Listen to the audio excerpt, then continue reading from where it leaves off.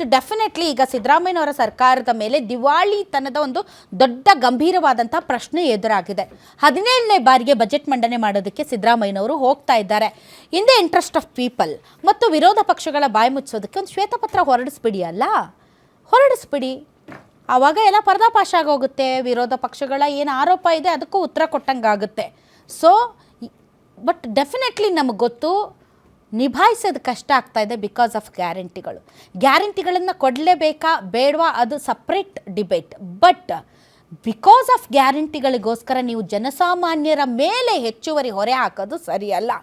ಆದರೆ 2.5 ವರ್ಷದ 1000 ದಿನದ ಸಾಧನೆಗಳನ್ನು ಹೇಳಕ್ಕೆ ಹೋದರೆ ಇದರಲ್ಲಿ ಸಾಧನೆಗಳಿಗಿಂತ ಜಾಸ್ತಿ ಕಚ್ಚಾಟ, ಸಾಧನೆಗಳಿಗಿಂತ ಜಾಸ್ತಿ ಒಂದಿಷ್ಟು ಮಿಸ್ಮ್ಯಾನೇಜ್ಮೆಂಟ್, ಸಾಧನೆಗಳಿಗಿಂತ ಜಾಸ್ತಿ ಯಾರು ಸಂತೋಷವಾಗಿಲ್ವೇನೋ ಅನ್ನುವಂಥ ಭಾವನೆ ಅಂತೂ ಇದೆ.